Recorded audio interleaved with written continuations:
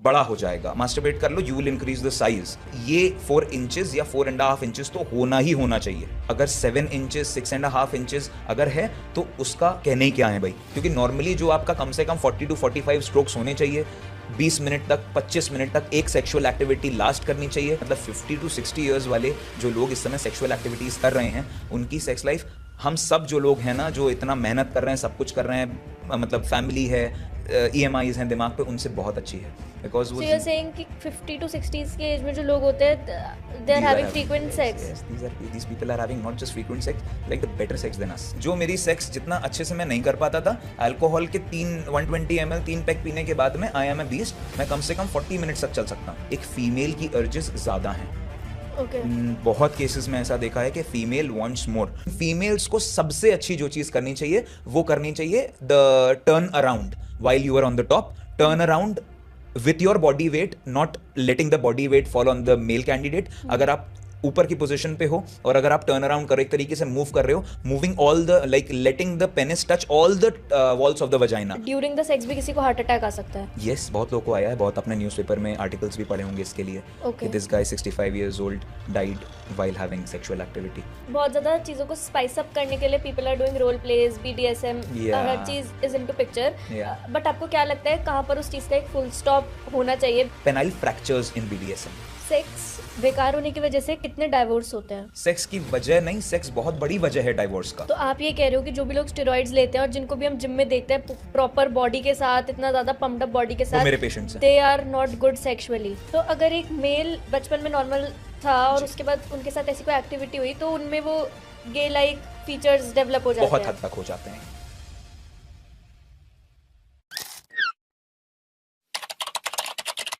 Hi doctor Sankalp, welcome to reality. Hello madam, thank you so much for inviting. कैसे हैं आप? बहुत बढ़िया। आज हम एक टैबू टॉपिक के बारे में बात करने वाले हैं, तो आपको ऐसी थोड़ी फीलिंग आ रही है टैबू वाली?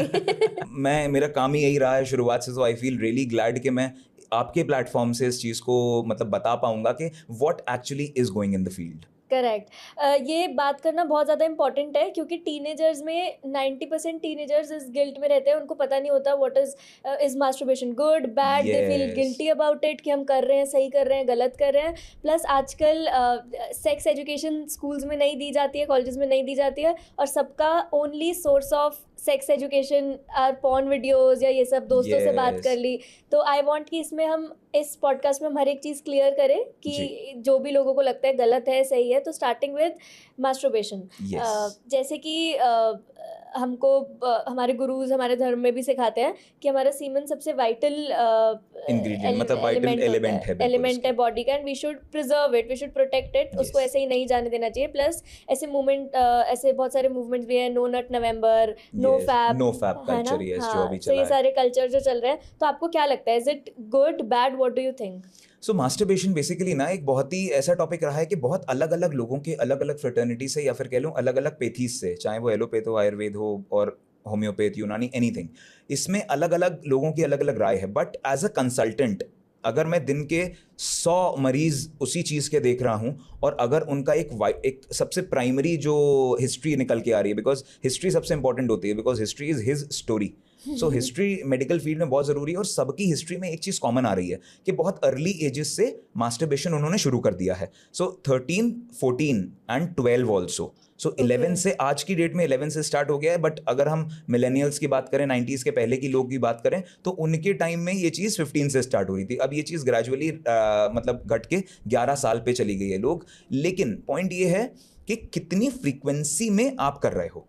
Masturbation is all about frequency. It's a natural process. Yes, you are allowed to enjoy it. Yes, but अति किसी भी चीज की बुरी है। तो ये अति जो लोग कर रहे हैं ना, कि लोग बता देते हैं, उनके फ्रेंड्स बता देते हैं 12 साल 15 साल में कि मास्टरबेट कर लो, बड़ा हो जाएगा, मास्टरबेट कर लो, you will increase the size. So ये लोग दिन में 5 बार 6 बार 8 बार तक कर रहे हैं। And this frequency is going from the age of 12 to 18, जब वो एक्चुअल में किसी पार्टनर के साथ आ रहे हैं। सो यहाँ पे सबसे बड़ा क्वेश्चन मार्क है। अब वो 18 साल पे इतना ज़्यादा अपनी हेल्थ को लेकर डिप्रेस्ड हैं। अगर आप समझ लो ना, अगर जो एक दूध होता है, दूध से लास्ट बाय प्रोडक्ट क्या निकलता है? घी, है ना। तो बेसिकली ब्लड के बाद में सारी प्रोसेसेस कवर करने के बाद में जो आखिरी में एक बाय प्रोडक्ट बनता है वो है सीमन। ओके। वो अगर आप ऑल टुगेदर डिस्चार्ज करते चले जा रहे हो और उसकी एक प्रोडक्शन कैपेसिटी है कि भाई इतने टाइम में स्पर्मेटोजेनेसिस, जो कि एक मेल में पूरा स्पर्म बनाने की प्रक्रिया है, वो पूरी हो रही है, अगर इतने टाइम से ज़्यादा में आप उसको डिस्चार्ज कर रहे हो तो वो प्रॉब्लम क्रिएट कर रहा है। और अगर इम्पोटेंसी की तरफ जा रहे हैं और बेसिकली पेनाइल वेन्स की तरफ जा रहे हैं, पेनिस को या ऑर्गन को, मेल ऑर्गन को आदत नहीं है हाथों के प्रेशर की। दीज हैंड्स कैन मतलब ये 100 किलो भी उठा सकते हैं। On the contrary that is a very soft organ, it has a skin just like inside your mouth. तो अगर उतना सॉफ्ट ऑर्गन अगर इस तरीके से मिसयूज करेंगे या एक्सप्लॉइट करेंगे, मोर ओवर या अब्यूज करेंगे, तो वो प्रॉब्लम क्रिएट कर रहा है कहीं ना कहीं। एक्चुअली हम भी कुछ साइकोलॉजिकल केसेस डील करते हैं, तो उसमें Yeah. हमें ये पता लगता है कि बच्चे तब से मास्टरबेट करना स्टार्ट कर देते हैं जब उनको पता भी नहीं होता कि वो कर क्या रहे हैं।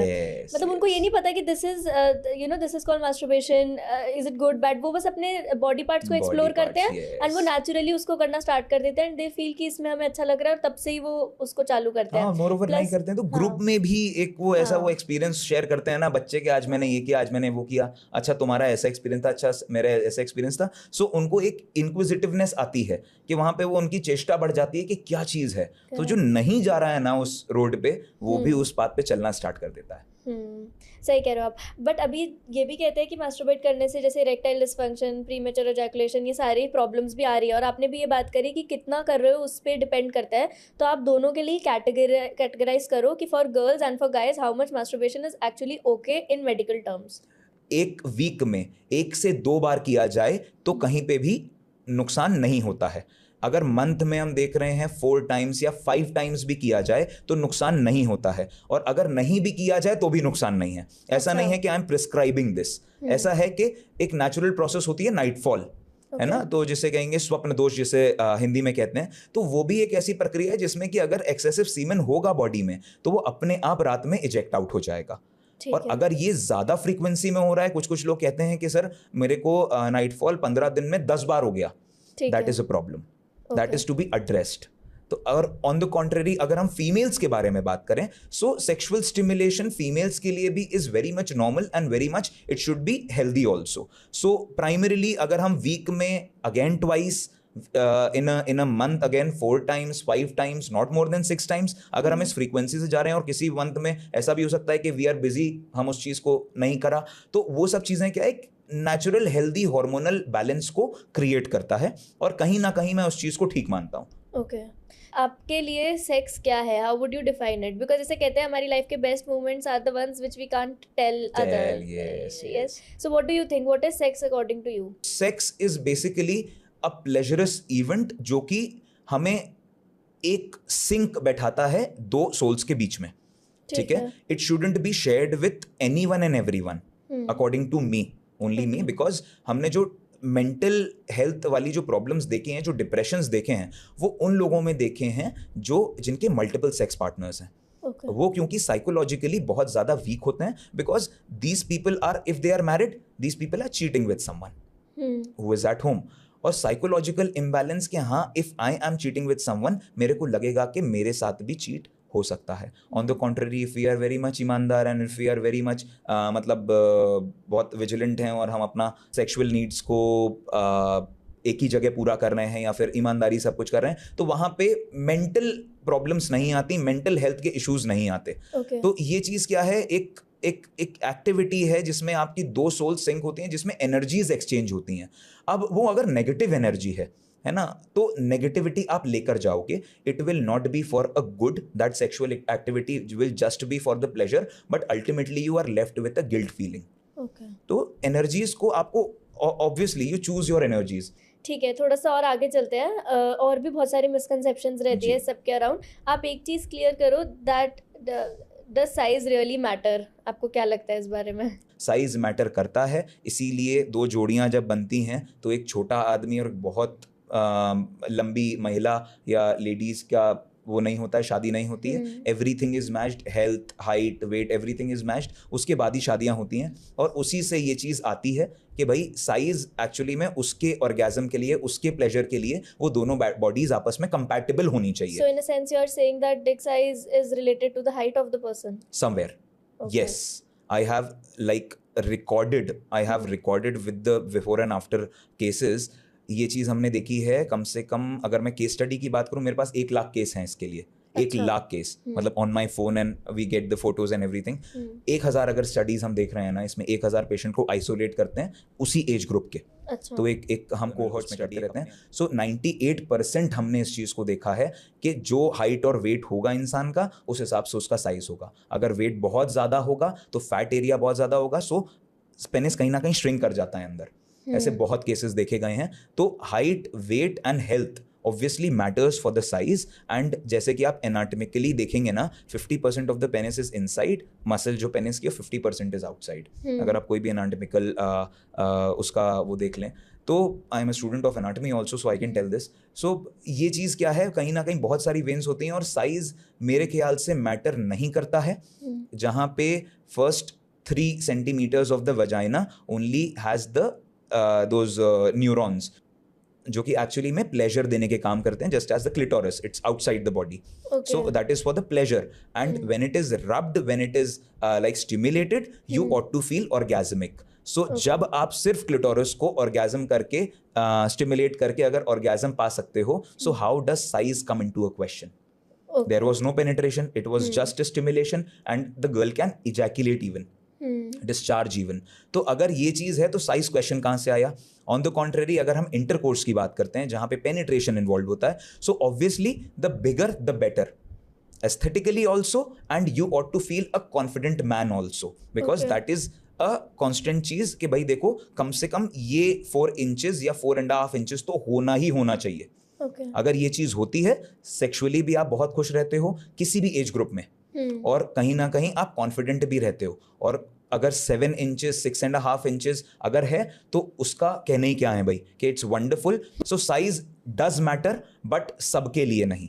बहुत लोगों को उतने ही में ही ऑर्गेजम और बहुत खुश हैं। मतलब किसी एक बहुत बड़े साइज वाले इंसान की अगर मैं सेक्स लाइफ बात करूं, तो हो सकता है फ्लैसिड पेनिसेस हों, मतलब उतने हार्ड नहीं हो जितने होने चाहिए। ऑन द कॉन्ट्ररी, अगर छोटे साइज वाले अगर मैं लोगों की बात करूं, उनके हार्ड पेनिस हैं लेकिन छोटे हैं, लेकिन उनकी sex life wonderful, it's doing wonders. Sexually active period एक मेल और एक फीमेल में कितना होता है एज वाइज, कि एक फीमेल कब तक सेक्सुअल अर्जेस फील करती है और एक मेल कब तक करता है अकॉर्डिंग टू द एज?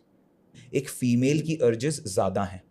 बहुत केसेस में ऐसा देखा है कि फीमेल वांट्स मोर। अब हम इस चीज़ से उनको हम निम्फोमेनियाक्स नहीं एड्रेस कर देंगे, या अगर मेल पार्टनर में अर्जेस ज़्यादा होंगी तो वो एफ्रोडेजियाक्स नहीं है।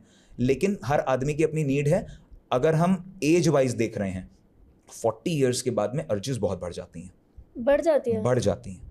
50 मतलब 50 ईयर्स के बाद में अर्जेस बहुत अच्छी रहती हैं। मतलब 50 to 60 ईयर्स वाले जो लोग इस समय सेक्सुअल एक्टिविटीज़ कर रहे हैं, उनकी सेक्स लाइफ, हम सब जो लोग हैं ना, जो इतना मेहनत कर रहे हैं, सब कुछ कर रहे हैं, मतलब फैमिली है, EMIs हैं दिमाग पे, उनसे बहुत अच्छी है। Because so you're saying कि 50 to 60s के एज में जो लोग होते हैं, they are having frequent sex. Yes, these people are having not just frequent sex, like the better sex than us. आप मेरे को बताओ, if any guy is watching this, something about the G spot या female sexual part के बारे में कुछ ऐसा जो लड़कों को नहीं पता, बट अगर उन्हें पता लगेगा तो they will be better at it. So basically penetration, लड़कों को हमेशा ये लगता है कि डीप पेनिट्रेशन की तरफ वो लोग भागते हैं, और ये हर कोई करता है। तो जितने भी नर्व एंडिंग्स जो सबसे मैक्सिमम तौर पे होती हैं, वो वजाइना के लेबिया वाले पार्ट पे होती हैं, क्लाइटोरस वाले पार्ट पे होती हैं, within the 3 centimetres of the vagina. Stimulate करते हो, या आप एक नॉर्मली डीप पेनिट्रेशन ना करके थोड़ा सा ऊपरी साइड पे पेनिट्रेट किया और उसको थोड़ा स्टिमुलेट करते हो, और फोरप्ले के दौरान उस चीज़ के ऊपर रब करते हो, तो फीमेल को विद इन 20 स्ट्रोक्स या 25 स्ट्रोक्स ही ऑर्गेजम हो जाता है, वो डिस्चार्ज हो जाती हैं। ऐसा चीज हमने बहुत बार देखा है। लेकिन लोग डीप पेनिट्रेशन के चक्कर में उस चीज को रफ सेक्स बना लेते हैं, लेकिन इन दी एंड सामने वाला इंसान is in pen.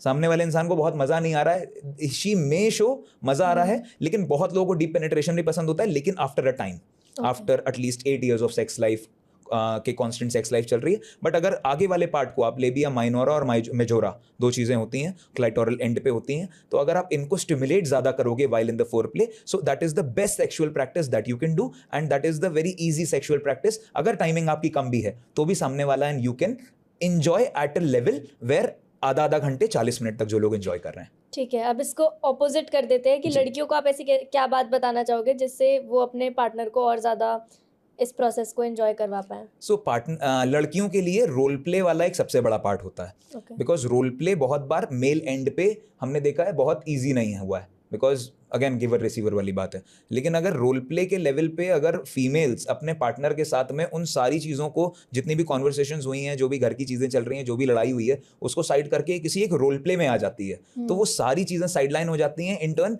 Male candidate जो है ना, उसको सेक्स करने में एक नेक्स्ट लेवल का एक आउटकम मिलता है, एंड वो भी अपनी इन पावर्स को उसको पता नहीं होता है। लेकिन वो अगर आप नर्स बन के आए हो, तो आप अगर नर्स को सोच के अगर आप कर रहे हो ना उस चीज़ को, तो कहीं ना कहीं उसको डाइवर्टेड भी होता है, वो लंबा भी चलता है और बहुत अच्छी सेक्सुअल लाइफ रहती है। लेकिन फीमेल्स को सबसे अच्छी जो चीज़ करनी चाहिए वो करनी चाहिए the turn around while you are on the top. Turn around with your body weight, not letting the body weight fall on the male candidate. अगर आप ऊपर की पोजीशन पे हो और अगर आप टर्न अराउंड कर एक तरीके से मूव कर रहे हो, moving all the like letting the penis touch all the walls of the vagina, that is the best feeling that a guy is having when it is concerned with females trying to give pleasure, extra pleasure to the male candidate.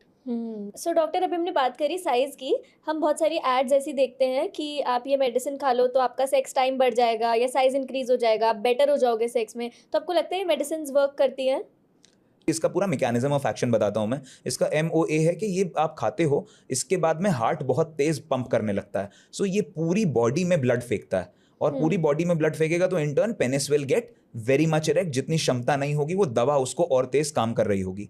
लेकिन उसके side effect क्या है? Depression, heart attack, even vision loss, इस तरीके के depression से। Because आंखों में भी आंखें लाल हो जाती हैं। आप अगर 100 mg 50 mg की वाइग्रा खा लो, आंखें लाल हो जाएंगी, सर दर्द होने लगेगा। सो इसके साइड इफेक्ट्स हैं ये सब। बिकॉज अगर बॉडी में सिर्फ उस दवा को, इस हार्ट को नहीं पता है कि पेनिस की तरफ ब्लड फेंकना है, वो पूरी बॉडी में फेंकेगा, तो कहीं ना कहीं इंटरनल ऑर्गन्स भी डैमेज हो रहे हैं। क्या आपके पास कोई ऐसा केस आया कि वाइग्रा या कुछ भी सिमिलर मेडिसिन खाने की वजह से किसी को कोई बहुत सीरियस प्रॉब्लम हो गई? लॉट ऑफ केसेस, मतलब मेरे पास ऑनलाइन कंसल्टेशंस में पर डे अगर मैं 50 कंसल्टेशंस भी अगर कर पाऊंगा ना, तो मेरे को 5 कंसल्टेशंस ऐसे मिल जाएंगे कि सर मैं 3 साल से, 2 साल से, 1 साल से वाइग्रा खा रहा हूँ, अब मेरे को सर डायबिटीज़ हो गई है, मेरे को बीपी की बहुत ज़्यादा प्रॉब्लम है। डायबिटीज़ तो अच्छा। चलो हम उसको फैमिली उसमें ट्री में देख लेते हैं कि भाई हेरिडिटरी है कि नहीं, बट बीपी की प्रॉब्लम उसको उसी के बाद हुई है, and this guy's age is 29। और हार्ट अटैक के केसेस भी आपने देखे हैं? सिमिलर एंड पे, कि अगर हार्ट बीट कर रहा है और एक भी बीट मिस कर दी, या बहुत ज़्यादा तेज़ वो कर रहा है, and you go on like, और you take some other drug, और आपने कुछ और ऐसा ले लिया है, बहुत ज़्यादा कॉफ़ी, कैफीन हो गई है शरीर में, तो कहीं ना कहीं बॉडी उस चीज़ को क्या करेगी? रेजिस्ट करेगी। और अगर उस रेजिस्टेंस में आप अगर हॉस्पिटल लैंड कर गए तो सेक्स लाइफ तो एक तरफ, यू विल बी